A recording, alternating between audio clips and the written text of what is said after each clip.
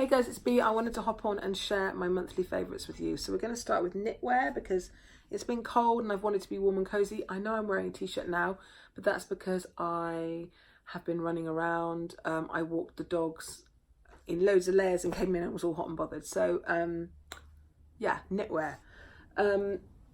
Favourite scarf this month has been this Acne one. It's a marl grey, like 100% wool scarf, not cashmere but wool, thick and warm. It's not itchy. There was a little bit of a scratchy vibe when I first got it, but I soaked it in fabric conditioner and that's gone away. I think it's because it's marl rather than one flat colour, because my other one I got last winter was never itchy, but now this has gone a lot softer and it's fine right on my skin. I love the Acne scarves. This is narrow, but it's not narrow. I mean, as a long scarf, it's plenty thick enough. They also do this in a wider one and it's a little bit more money, but I find that a bit bulky when I wrap it around. So this is just so easy compared to those square shawls. I love them, but if I'm honest, in general, I just kind of throw this on. I'm usually late for everything and running out the door.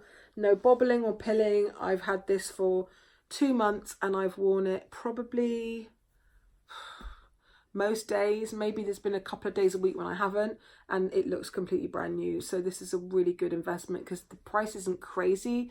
It's like 110 pounds, and I love Acne, and I can't afford anything else from there much, so scarf's where it's at. A couple of jumpers to share that have been in heavy rotation. This one is from Hush.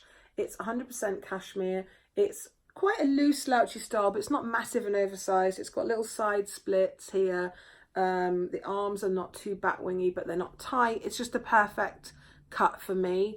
I don't like really fitted stuff at the moment, you know, got a bit of a tummy and stuff, but I don't like huge oversized clothes either because they just make me look like a shapeless sack of shit basically. So this is just perfect. Hush cashmere. Their other knitwear is quite expensive for what it is, but the cashmere is kind of worth that price tag, if you get what I mean. So you can get from them just a normal like cotton or wool jumper for about 90 or 100 pounds, which I always think is a little bit overpriced for the quality. But the cashmere ones hold up really well. They're a little bit more, but they last. I've got one from last winter. It looks brand new. I've got one that I completely shrank in the wash, this same one in black, and I managed to soak it in fabric conditioner, and because people made that suggestion, and bring it back to life. So they're just so warm and cozy, but without being like bulky. I love me a bit of cashmere, and I find some natural fibers itchy, but like I can't wear alpaca or mohair, but I can wear cashmere.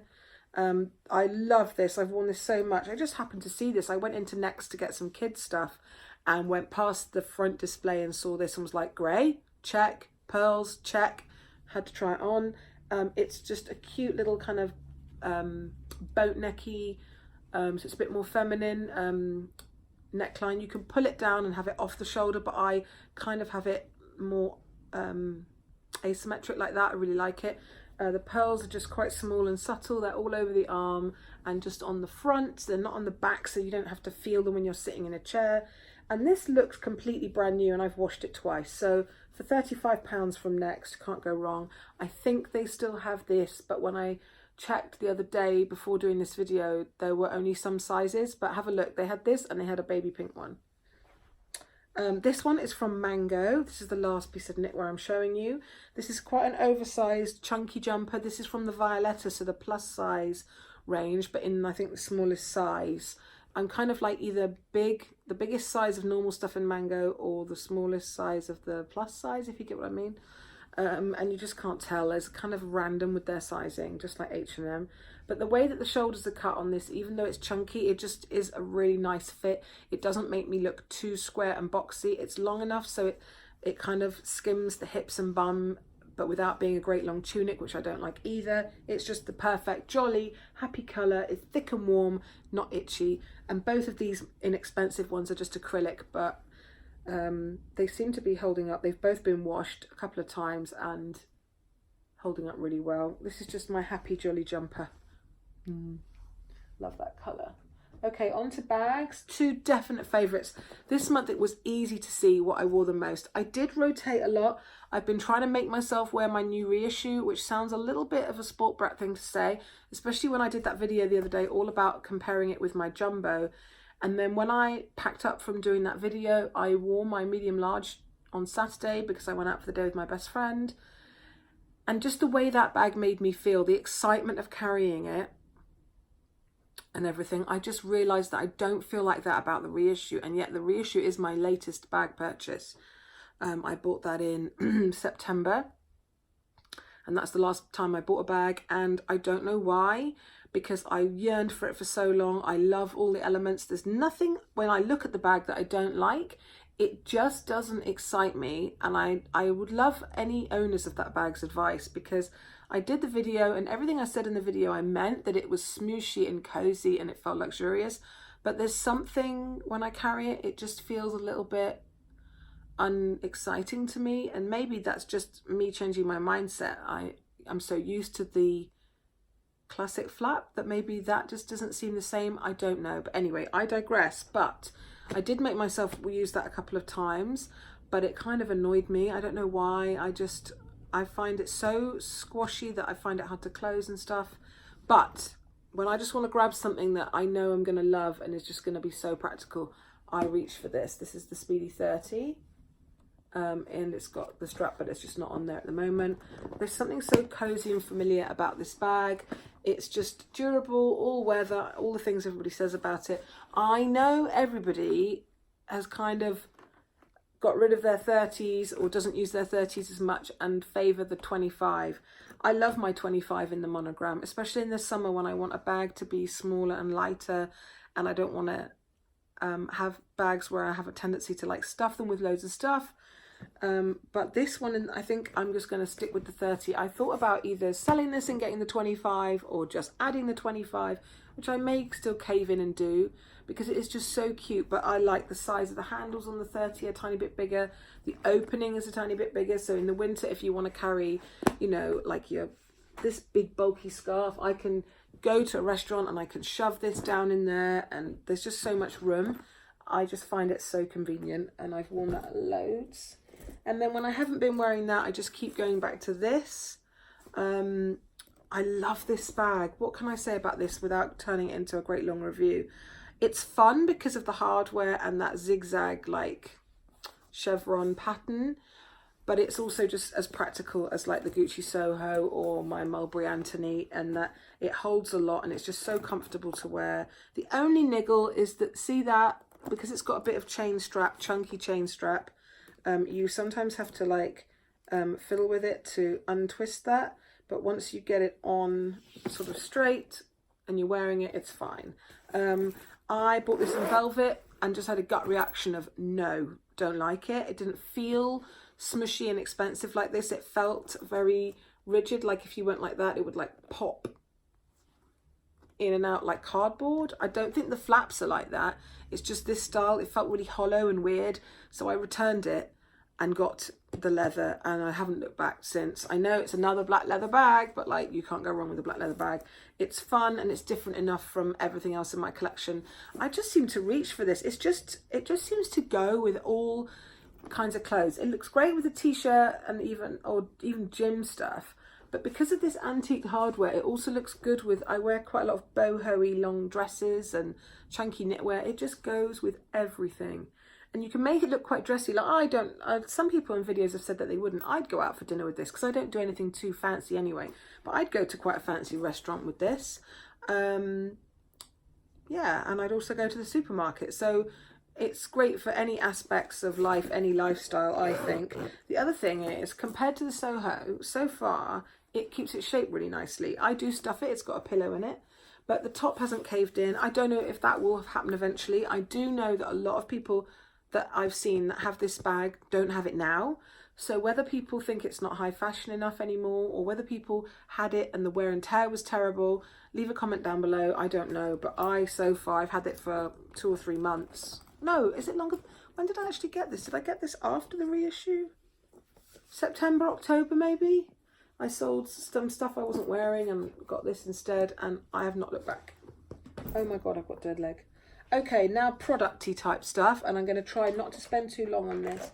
Just going to show you fragrances, 2 clear winners this month. Obviously, it goes without saying that I still love the Chanel jersey from the Exclusives line, but that is like a given. That is just a forever favourite that I wear several times a week.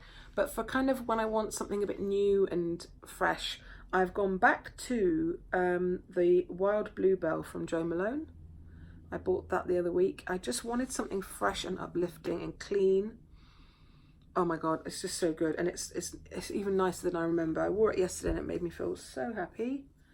And still in love with the Twilly by Hermes. I would say that this is like the only fragrance in the last year or so where I've been in a store, smelt a perfume and just gone, yes, I love that, like straight away. It hasn't had to have time for me to smell it on my own skin and grow to like it. No, I just smelt it and I was like, wow. Whereas normally a big kind of hyped up mainstream perfume launch, I'll go and smell it and be like, boring. This is my second bottle. I absolutely love it. I have it in the body lotion and I have just bought the deodorant spray thing because I just want to be enveloped in a cloud of this. It's cozy and warm and sweet without being sickly. It is perfect. It's kind of knocked. They're not the same, but where I used to love My Burberry as a cozy, warm winter fragrance, this is sort of replaced. Yeah, I love that. Makeup wise, some new goodies and some old favourites. The old favourites that have like come back around are 4 things. So these are things that I'd owned before and then kind of not, they got old or they got used up, and then several years later I've like rediscovered them. 2 of them are from Benefit. One is the Rocketeur blush.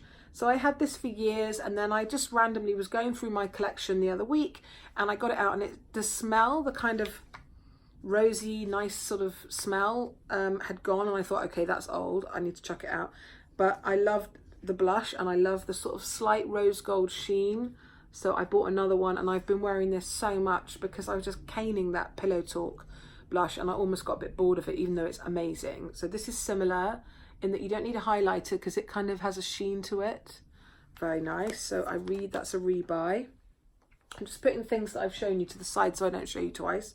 And another thing I've rediscovered from Benefit is this Oola Lift, which is not an under eye concealer, but it's a really nice under eye brightener. It's just like a baby pink kind of gel with light reflecting and a bit of different skincare kind of ingredients that just brightens and is really nice, but without any cakiness or concealeriness. And this is normally in my bag with me so that if I catch sight of myself in a mirror kind of late afternoon looking a bit hanging, I put a bit of this on and it really brightens and tightens under here. So that is very nice. And the next 2, one is a hand cream that I used to buy all the time, the Clarins one. And then for some reason I started trying other things and fell out of love with it a little bit. Or no, I didn't fall out of love with it. I just forgot about it. And then my hands lately have been both so dry, it's unbelievable. We've been decorating and it's just been cold. And then I'm often making a fire and I'm handling wood and stuff, or my hands have just gone papery and looking ancient and crinkly. And also I've developed a terrible habit of biting just 2 of my nails, these 2. And so I thought, right, if I start looking after my hands, then it'll help me to beat that nasty habit. So I have been using this 2 or 3 times a day and it is just the best. Yeah, Clarins products are a little bit expensive, but this one you get 100 ml, so it's quite a big tube. And I think this was £24, so I think that's okay. What I like about this is it treats nails and skin, and it targets age spots if you get pigmentation on the back of your hands. You know, at the end of the summer I did have a few and they've basically gone from using this. And it sinks in straight away so that you can drive and stuff. You know, some really rich hand creams, you are just waiting till you can wash your hands because they feel so sort of sticky. This is lovely, and the scent is just, it smells expensive and French. And lastly, my favourite lipstick is this Love Lawn. It's a luster from MAC. It's very pink for me, but when I wear this lipstick, it's coming off really neon. It's not in this with the ring light. It's just like a soft, it is a blue-based pink, but not so much that, because often that makes my skin look really weird. It's just so lovely. It's a creamy mid-tone pink that you can wear with quite a lot of eye looks. There you go, that's more true to what it is. And it, again, a bit like that pink jumper, it just makes me feel cheery and happy, not to always play it safe and wear a nude. So I've been wearing that a lot. My other favourite lip thing is, doesn't really show up much. It's more of a slightly tinted balm, but the feel of it is just so luxurious, and it's almost like putting on your lips a smoothing primer, in that my lips look younger and you don't notice the little fine lines and stuff on your lips. They just look so plumped and full, and it's a Pat McGrath product. So it is called Lip Fetish Sheer Colour Balm. So there are the Astral ones that are all glittery, which are sold out everywhere, and this is just a normal one, and it is just a nude. Now it has got a little bit of colour, but it is, I'll be honest, it's pretty sheer. It's just there, so it's more neutral, more warm than this, which is more of a cool tone. But I just seem to wear that a lot. My lips, I will wear lipstick for an evening out or for a lunch out, but most of the time I'm wearing a tinted balm of some kind that I can just keep reapplying, and it's actually treating my lips at the same time as giving a bit of colour. We're nearly there, guys. This I haven't ever seen anyone else mention, and it's just so good, so I don't understand. This was a collection with collaboration between Lancome and, I can't say that, Proenza Schouler. There was a Kajal, there was a whole collection of makeup, and I bought two things. I just bought this and the Kajal. The Kajal's not great. I don't know if it's it's a bit like the, is it Monsieur Big eyeliner? I find it quite smudgy, but this was a winner. I have never seen another cushion highlighter. So you've got your little sponge thing there, which I don't tend to use because I don't want it to be all mucky. You've got a mirror, and then behind here you've got the actual highlighter. Now, I like stick highlighters, I like liquid drops, I like all sorts of highlighters, I like powder highlighters. I find with the stick ones, which are really easy for just quickly dabbing on, they can be a bit stiff and a bit draggy on the skin. This is so dewy and lovely, and because it's quite wet, you just don't ever get that. You can tap it on. It's also not ridiculously shimmery. It's just a nice glow, a golden kind of eggshell glow. Now obviously this was a limited collection, so I don't know if this is still in stock anywhere, and the packaging's just gorgeous. But it's from Lancome, so they might still do a cushion highlighter. It's just not got this branding on it. Yeah, cushion highlighter chroma, weightlessness and glow, and it, every time I use it someone comments, so I'm really glad I grabbed this. I was going to oh, I forgot to show you this when I was showing you the Twilly. The body lotion is also lovely. There's a body balm. It's very thick and a bit more heavy. You can't like apply that and then just quickly get dressed and run out in the morning. But the lotion is lighter and I really enjoy it. And that, guys, is it. Yeah, that is it. That's everything I've been enjoying. I was going to mention the hair products I've been using, but there's 3 or 4 things and that will take quite a while to explain. So I think I'm going to save that for another time. But yeah, those are my favourites. Put down any favourites that you've found in the month of January down in the comments below. Please subscribe, and also try and remember to hit that bell if you can, because so many people that are even friends of mine had no idea that I had made that Chanel video last week because I didn't come up on their feed. So yeah, thanks for watching. Take care. Bye.